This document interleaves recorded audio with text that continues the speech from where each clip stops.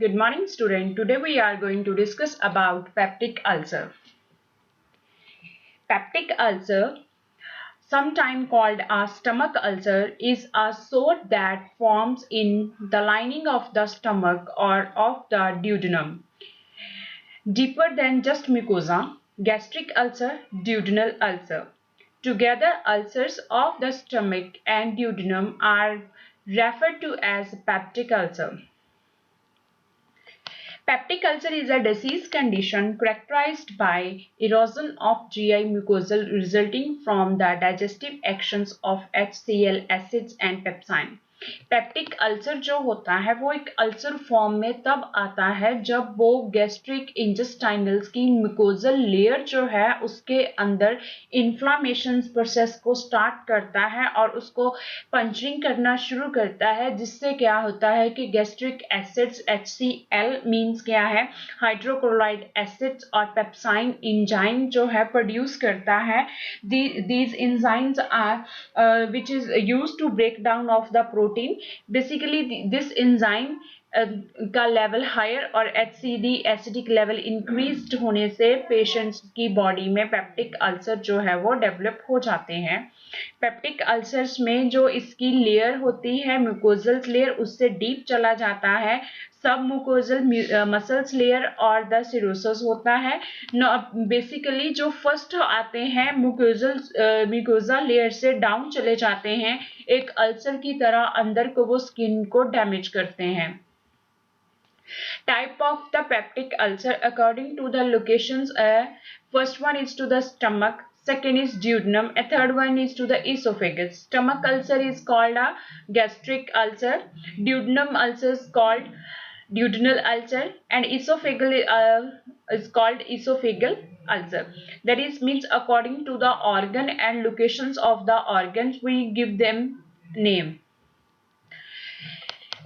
Types of peptic ulcer according to the degree and durations of the mucosal involvement. Mucosal involvement means layering of the stomach, involvement of the deeper injury and erosion.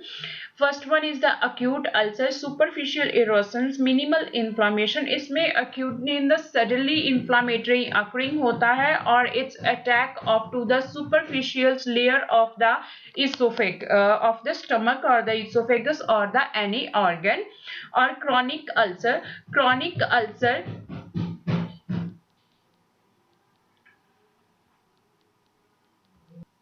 and the next second one is a chronic ulcer. Chronic ulcer is long durations eroding muscular wall formations of fibrosis tissues, continuous symptoms. इसमें chronic ulceration is means to disease occurring from to the long period of time and in deeper into the muscular wall, and fibrosis tissues may be damaging and continuous symptoms are present. Severe symptoms are present without any improvement of the health of patient.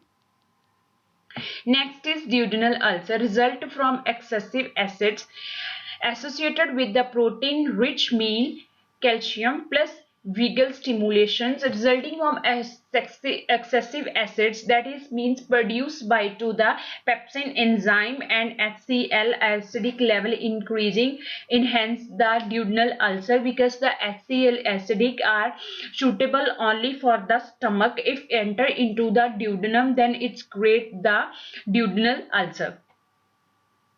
Rapid emptying of food from to the stomach, large acid loaded into the duodenum. Stomach food contents are stay in the stomach for some time because stomach acid is used to break down of the food and mix the food properly with the food properly. But in here the rapid emitting of food from the stomach is enhancing the duodenal ulcer because gastric acid without dissolving with the food enter into the duodenum, so it creates the duodenum ulcer. High pylori infections play key role in development, produce substances that damage in the mucosa and contribute to higher acid concentrations. High H. pylori infections is the Helicobacterial pyloric disorders.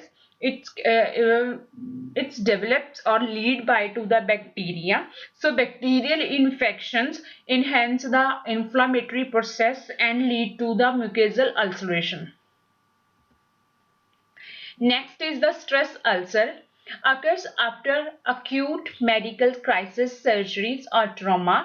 It may be occur after to the post surgery tissue scarring, inflammatory process into the abdominal cavity or maybe into the esophagus, stomach or duodenal according to the organs. That is means after to the surgery occurrence of inflammations or any medications side effects such as strong narcotics drugs, corticosteroid drugs, etc. Proximal portions of stomach and duodenum are most common site. Proximal portions means stomach and duodenum are after the surgery are directly connected to the removal of the fundus part such as to the gastrostomy, etc. previous surgical history, so that the gastric acids directly enter into the duodenum and retain long time into the duodenum, so it can enhance the chances of duodenum ulcer. Next, ischemia and elevated HCI contribute to evaluations of erosions and ulceration.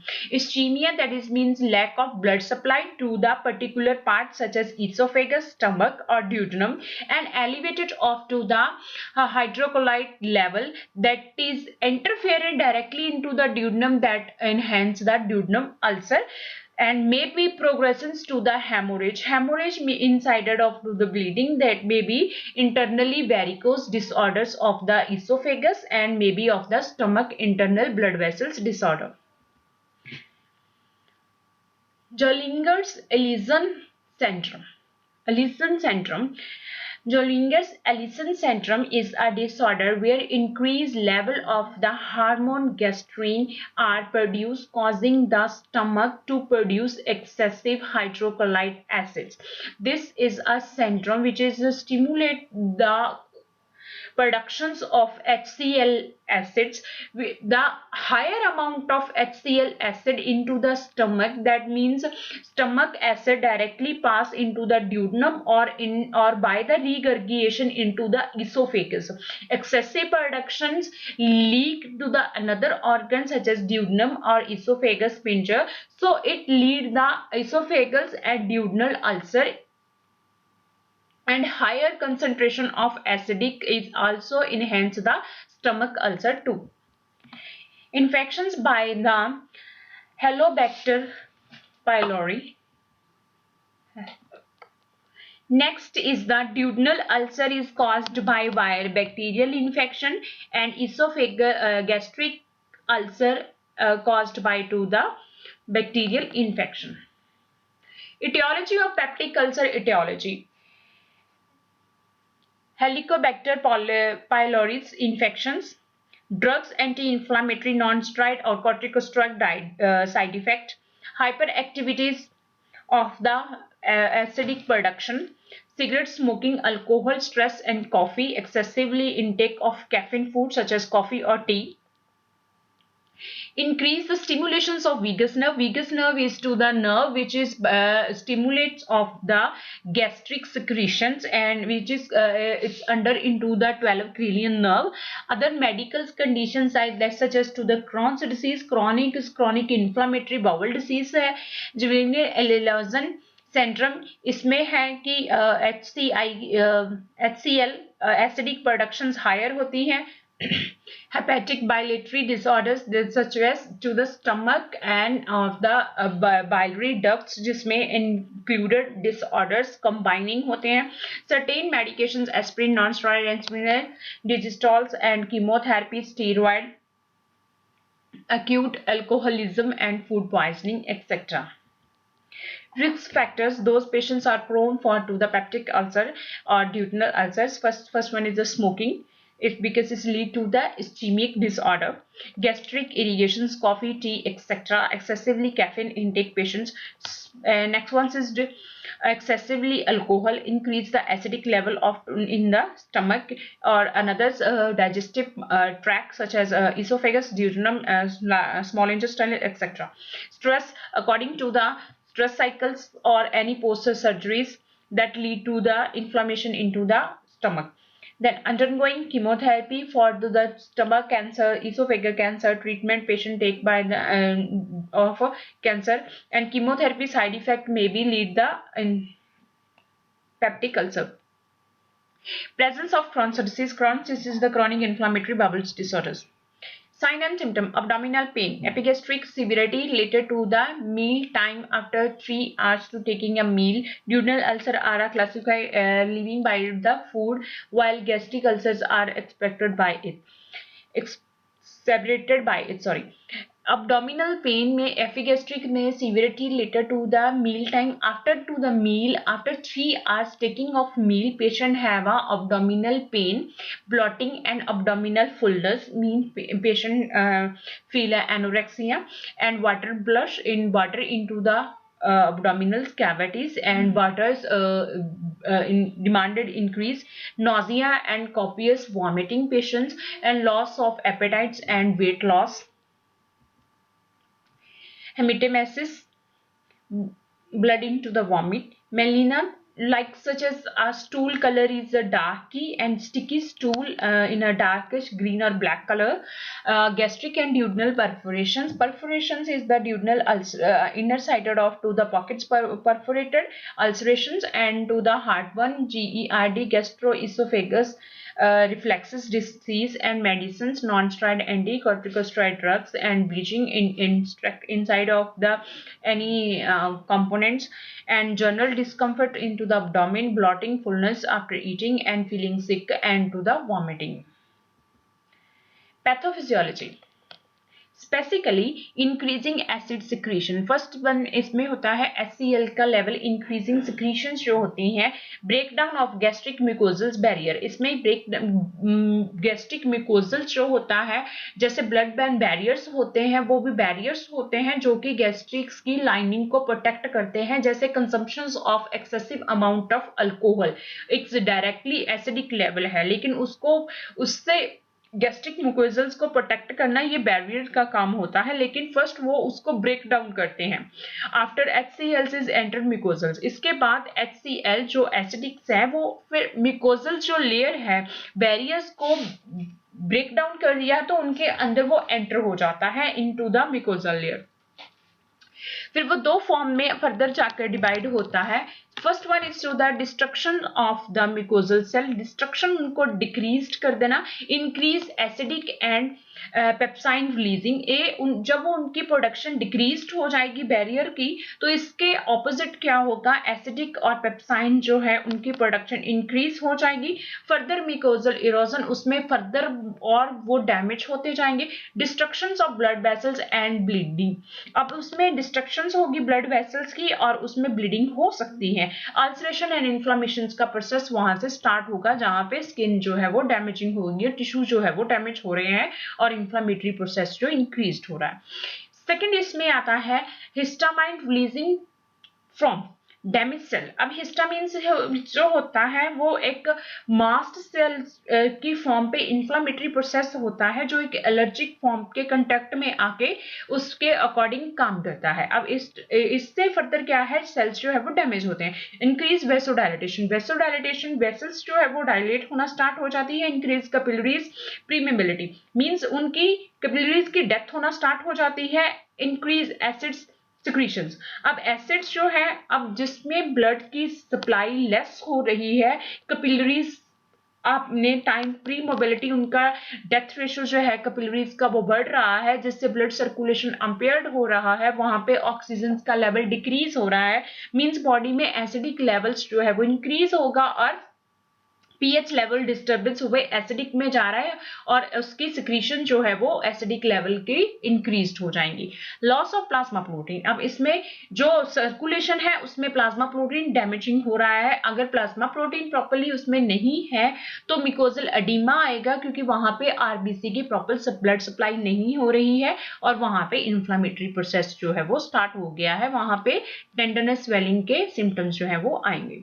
Next आता है अगर second reason for the hormonal endocrinal hormonals के effect से mucosal secretions के ऊपर effect डालता है। Changes in structure of the mucosal cell, अब चेंजेस अगर उनके स्ट्रक्चर्स में आ गया है, उसमें ओडिमा आ गया है, उनमें इन्फ्लामेशन आ गई है, तो फर्दर उसमें क्या होगा कि सर्कुलेशन अम्पेयर्ड हो जाएगा। अगर on the opposite side of the reducing the rate of renewal of mucosal means क्या है कि जो बने हुए हैं वो डिस्ट्रक्शन नहीं हुए हैं, यहाँ पे पहले उनकी रिड्यूस द रेट ऑफ, अब उनका रीन्यू होने का प्रोसेस जो है वो वहीं पे स्टॉप हो गया है। Formations of granulations of tissue, अब इसमें क्या है कि ग्रेनुलेशन टिश्यूज की फॉर्मेशन थोड़ी स्टार्ट हो गई है, तो decrease mucosis production, mucus production decrease हो गया है, इंक्रीज गैस्ट्रिक सिक्रीशंस हो गई हैं। जब गैस्ट्रिक सिक्रीशन ज्यादा हो गई है तो फर्दर अल्सरेशन जो है वो डेवलप हो गया। डायग्नोस्टिक इवैल्यूएशंस में physical examination, endoscopy, laparoscopy, upper GI bariums, contract X-ray और detections of H pylori. Endoscopy. View gastric and duodenal mucosa for degree of ulcer and locations. इसमें inner sided उसका views किया जाएगा. Upper GI bariums contrast में widely used into the role of the depth of the ulceration. इसमें bariums ऐसे ही X-ray में visualized होता है और inner side से देखा जाता है. इसमें inner sided blockage, leakage और इस तरह का पूरा barium से fluid से fill करके stomach का properly ऑल द लेयर जो है वो इजिली विजुलाइज्ड हो जाता है एक बैलून फॉर्म पे। नेक्स्ट लेबोरेटरीज में सीबीसीज होगा, एचबी होगा, यूरोलाइसिस होगा, लीवर फंक्शनिंग टेस्ट होगा, stool test, whole blood antibodies and immunologically test होंगे। नेक्स्ट इज मेडिकल्स मैनेजमेंट में कंजर्वेटिव थेरेपीज होगा, adequate rest, dietary modifications, drug therapy, smoking cessation and stress reductions होगा। Next drug therapy, antibiotic patients को prescribe करेंगे because patients के लिए इसमें bacterial infection है। हेलिकोबैक्टर बैक्टीरिया जो है पाइलोरिस डिसीज के इन्फेक्शन बैक्टीरिया हो रहा है, जिसके कारण हम पेशेंट्स को एंटीबायोटिक प्रिस्क्राइब करेंगे। मेट्रोनाइजोल्स और सिफ्लॉक्सिन और amoxicillin, azithromycin according to the need of patient हम उसको एंटीबायोटिक देंगे। एंटासिड्स मेडिकेशंस देंगे जब एसिडी की प्रोडक्शन इंक्रीज हो रही है और पेशेंट्स को सिम्टम्स आ रहे हैं हार्ट बर्निंग के और पेशेंट्स में बर्निंग सेंसेशंस आ रही हैं और इरिगेशंस हो रही हैं इनटू द इसोफेगस और स्टमक। सो एंटासिड्स मेडिकेशंस प्रिस्क्राइब करेंगे जो कि पेशेंट्स को रिड्यूस करेगा कि फर्दर उसमें उसके प्रोडक्शन को डिक्रीज करने के लिए, जिसमें आप लोग हाइड्रोक्साइड्स वगैरह according to the need patients को प्रिस्क्राइब करेंगे। H2 रिसेप्टर्स होते हैं जिसमें हिस्टामाइंस ड्रग्स आती हैं। H2 रिसेप्टर्स में एंटागोनिस्ट मेडिकेशन प्रिस्क्राइब कर सकते हैं। इसमें पेशेंट्स को रेंटाडिन्स दे सकते हैं और इसमें फर्मेंटोडिन्स पेप्साइड इस टाइप के हिस्टामिन्स ड्रग्स जो है वो पेशेंट्स को प्रिस्क्राइब कर सकते हैं। एंट्रीकोलिनर्जिक drugs, diclomines, hydrochlorides. These drugs stop to stimulations of the gastric acid secretion and delay the gastric emptying time. जिसमें पेशेंट्स का गैस्ट्रिक अर्ली एम्प्टी हो रहा है, gastric acid directly without dissolving of the food directly enter into the duodenum में हो रहा है और ड्यूडनम अल्सर को लीड कर रहा है, उसमें इसमें पेशेंट्स को रिलैक्स होगा। नेक्स्ट म्यूकोसल बैरियर फोर्टिफायर्स, इसमें पेशेंट्स में कॉम्प्लेक्स प्रोटीन जो है जैसे कि पेप्साइन है जो कि एक एंजाइम है, प्रोटीन की ब्रेकडाउन जो है उसमें अबनॉर्मलिटीज आती है, जिसमें क्या है प्रोटीन्स को ब्रेक डाउन करना शुरू कर देता है जिससे म्यूकोजल लेयर जो है उसके अंदर इन्फ्लामेशन आती है। तो ये हम लोग पेशेंट्स को देंगे जिससे उसकी जो प्रोटीन फूड के द्वारा लिया गया है उसको इजिली उसमें ब्रेक डाउन ना करे और उसको गैस्ट्रिक एसिड के साथ कंबाइन होने दे ताकि उसकी प्रॉपर्ली अमाउंट उसको मिलनी चाहिए। Protein pump inhibitor omeprazole medications होती हैं जिसमें हम लोग पेशेंट्स को प्रिस्क्राइब करते हैं कि वो ड्रग जो होती हैं इनहिबिटर्स करती हैं जो उसके रिएक्शंस को और स्पोर secretions of the gastric acids जो है उसको सप्रेस करती हैं। सर्जिकल्स में criteria of the surgery in inter acceptability, failure to the ulcer to heal, इसमें history of to the hemorrhage, multiple stress sites, drugs induce ulcer, extensions of malignancy ulcer and obstructions. Surgical procedure partial gastrectomy होगा या फिर बिलरुथ 1 and बिलरुथ 2 form पे surgery होगा जो कि partial के under आता है। वेसोटॉमी नर्व का है। पैलेरोप्लास्टी उसकी रिकवरी है and total gastrectomy totally gastric को रिमूव कर देना। Surgical management of to the ulceration is a gastroduodenostomy, जिसमें बिलरुथ फर्स्ट फॉर्म पे लेके आएंगे जहां पे हम पेशेंट्स को remove of the lower portion of the stomach and small portions of the duodenum and connect remaining the stomach to the duodenum. Gastro name से stomach, duodeno duoden and stomy, उस part को duodenum के lower portion जो है stomach का इस portion को remove कर दिया जाएगा और इसमें पेशेंट्स के लिए गैस्ट्रो ड्यूडनोस्टोमी होगा जिसमें कि पेशेंट्स का स्टमक का साइज जो है वो डिक्रीज हो जाएगा। इस लोअर पोर्शंस को इसमें हम लोग रिमूव करेंगे और डायरेक्टली इसको कंटेक्ट रिकंटिन्यूस कर देंगे, रिकनेक्ट कर देंगे of the upper part of the stomach and the duodenum. Next है गैस्ट्रोज्यूजनोस्टोमी। ज्यूजनम remove the lower stomach and the small portion of the duodenum and reconnected of the stomach and duodenum। यहाँ पे जाके हमने duodenum को भी छोड़ दिया है और lower portions of the stomach को भी। हमने upper portion of the stomach को डायरेक्टली हमने उसको ज्यूजनम के साथ जोड़ दिया है। सब total gastrectomy, removal the distal third of the stomach, reconnecting of the duodenum और द ज्यूजनम। इसमें हम लोग पेशेंट्स का डिस्टल जो थर्ड पार्ट है उसको और रिमूव्ड हो जाएगा और डायरेक्टली इनको ड्यूडनम और या फिर ज्यूजनम के साथ जोड़ देंगे, दोनों की टाइप में से combining.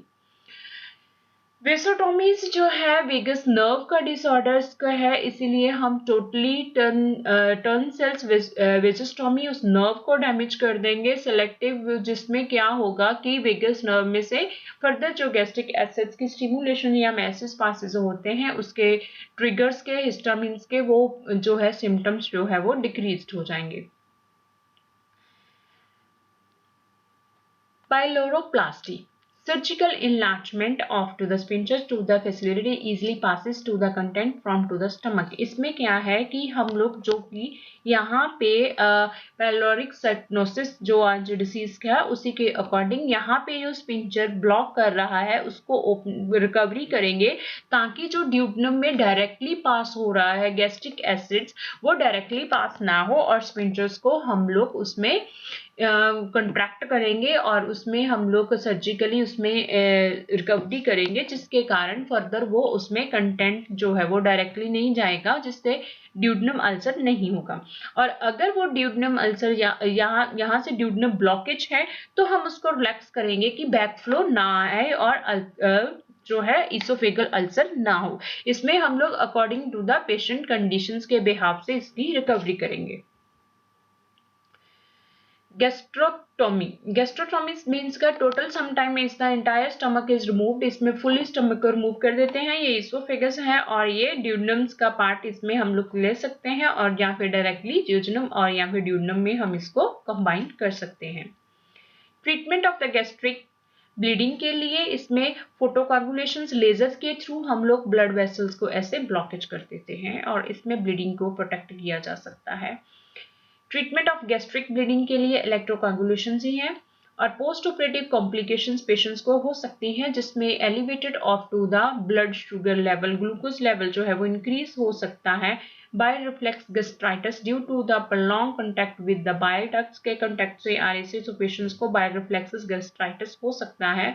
Marginal ulceration gastric secretion in contact with to the operated site जब गैस्ट्रिक एसिड है ऑपरेशन साइट में फर्दर उसके पेशेंट्स में कॉम्प्लिकेशंस आ सकती हैं।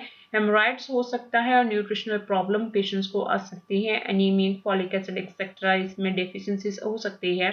नर्सिंग डायग्नोसिस में pain related to the mucosal injury patient को एंजाइटी रहेगी, नॉलेज डिफेक्ट रहेगा, risk of the fluid volume defect and haemorrhage और वॉमिटिंग होगा पेशेंट्स को। Thank you students.